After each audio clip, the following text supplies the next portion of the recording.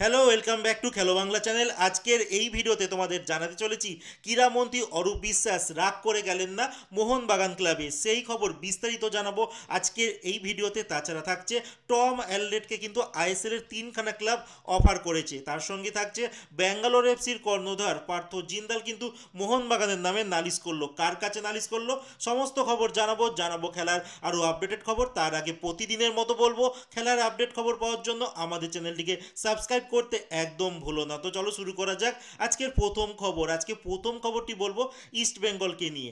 আফ্রিকার একটা নিউজ চ্যানেলে কিন্তু ইস্ট বেঙ্গল নিয়ে নিউজ হয়েছে গতকালকে, আর যেটা তারা জানাচ্ছে যে ভারতবর্ষের কোনো দল, সেটা একমাত্র ইস্ট বেঙ্গল, যেখানে পুরুষ বিভাগ আর মহিলা বিভাগ দুই বিভাগেই কিন্তু তারা সর্বভারতীয় স্তরে যে টুর্নামেন্ট চলে সেটা জয়লাভ করেছে। আমরা দেখেছিলাম কয়েকদিন আগেই IWL মানে ইন্ডিয়ান ওমেন্স লিগ কিন্তু চ্যাম্পিয়ন হয়েছে ইস্ট বেঙ্গলের মহিলা দল। আর আমরা জানি পুরুষ বিভাগে কিন্তু ইস্ট বেঙ্গল দল অনেক দিন আগে তারা চ্যাম্পিয়ন হয়েছিল, আর সেটাই তারা তাদের চ্যানেলে কিন্তু দেখাচ্ছিল যে ইস্ট বেঙ্গলই প্রথম ভারতীয় কোনো দল যারা মহিলার ফুটবল বিভাগে দুই বিভাগে কিন্তু সর্বভারতীয় স্তরে চ্যাম্পিয়ন হয়েছে।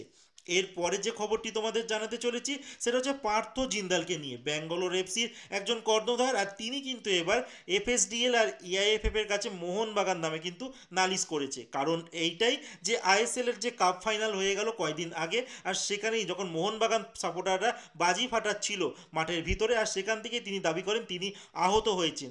আর তিনি এটা দাবি করেন একটা মাঠের ভিতরে কিভাবে এতগুলো সাপোর্টার বাজি নিয়ে প্রবেশ করতে পারে। আর এটা নিয়েই কিন্তু FSDL আর AIFFকে তিনি চিঠি লিখেছেন, আর তাদের সোশ্যাল মিডিয়া পেজে কিন্তু এটা তিনি পোস্টও করেছেন, যেটা আমি তোমাদের স্ক্রিনে দিয়ে দিলাম, তোমরা ভিডিওটা পজ করে দেখে নিতে পারো। এর আগেও কিন্তু ব্যাঙ্গালোর এফসির এই কর্ণধার মোহনবাগান নামে কিন্তু নালিশ করেছিল, বাট কোনো কিন্তু রেজাল্ট দেয়নি।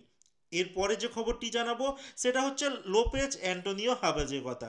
এই মুহূর্তে তিনি ইন্টারকাসির কোচ রয়েছে, আর ইন্টারকাসি কিন্তু এবার সুপার কাপ খেলবে, কিন্তু সুপার কাপের দায়িত্ব সামলাচ্ছেন না এই অ্যান্টোনিও লোপেজ হাবাজ। তার কথা যা শোনা যাচ্ছে তিনি দেশে ফিরে গেছেন, মানে তিনি একজন স্প্যানিশ কোচ, স্পেনে ফিরে গেছেন তার পরিবারের কাছে। কারণ এই অ্যান্টোনিও লোপেজ দাদু, মানে আমরাও দাদু বলি, আর তিনি কিন্তু নিজেও এবার দাদু হতে চলেছেন, যার জন্য তার ফ্যামিলিকে টাইম দেওয়ার জন্য তিনি নিজের দেশে কিন্তু ফিরে গেছেন। আর ইন্টারকাশির কিন্তু এবার কোচে তিনি থাকছেন না এই সুপার কাপে। এরপরে যে খবরটি বলবো, ক্রীড়ামন্ত্রী অরূপ বিশ্বাস তিনি এবার রেগে গেছেন মোহনবাগান ক্লাবের উপরে, যার জন্য মোহনবাগান ক্লাবে কিন্তু বার পুজোতে তিনি গেলেন না। তিনি উল্টে ইস্টবেঙ্গল ক্লাবেই সারা দিন কাটিয়েছেন। কারণ এইটাই সন্দেহ করা হচ্ছে যে কয়েকদিন আগে যে ISL এর ফাইনাল ম্যাচ হয়ে গেছে তাকে আমন্ত্রণ করা হয়নি, যার জন্য মোহনবাগান ক্লাব বলে তাদের কোনো দোষ নয়, কারণ তারা দোষটা চাপিয়ে দিয়েছে FSDL এর কাছে। বলছে FSDL যেহেতু ফাইনালের আয়োজক, তো FSDL-ই দায়িত্ব তাকে নিমন্ত্রণ করা, মানে ক্রীড়ামন্ত্রীকে নিমন্ত্রণ করা। তারপর অনেক দূর জল গড়ায়, তারপরে মোহনবাগান তরফ থেকে FSDL এর সঙ্গে যোগাযোগ করা হয়, তারপর FSDL নিমন্ত্রণ করে এই ক্রীড়ামন্ত্রীকে। কিন্তু ক্রীড়ামন্ত্রী তাতে কিন্তু সন্তুষ্ট নয়, কারণ জানো যে কোনো লোকের কাছে এটা একটা অসম্মানের ব্যাপার, আর তার জন্যই কিন্তু তিনি নিমন্ত্রণ পাওয়ার পরও তারপরে আর মাঠে উপস্থিত হননি। কারণ এমন সময় তাকে নিমন্ত্রণ করা হয়েছিল, সেই সময় তার পক্ষে যাওয়া সম্ভব নয়। আলটিমেট দেখা গেল যে ক্রীড়ামন্ত্রী মোহনবাগান ক্লাবের বার পুজোতে কিন্তু যাননি, তিনি ইস্ট বেঙ্গল ক্লাবের বার পুজোতে কিন্তু ছিলেন। আর এই নিয়ে মোহনবাগানের সহসভাপতি কুণাল ঘোষ বলেন, অরূপ বিশ্বাস শুধুই ক্রীড়ামন্ত্রী নন, উনি সত্যিই একজন ক্রীড়াপ্রেমী ও মোহনবাগান ক্লাবের শুভানুধ্যায়ী। যেটুকু বুঝেছি উনি এবার বার পুজোয় আসেনি, তাতে উনি খুবই কষ্ট পেয়েছেন। এই সময় একটা ট্রফির বাগানে না এসে একটা ট্রফিহীন ক্লাবে সময় কাটিয়েছেন, এটা বলতে পারি গভীর অভিমানের জায়গা থেকে তিনি এইটা করেছেন।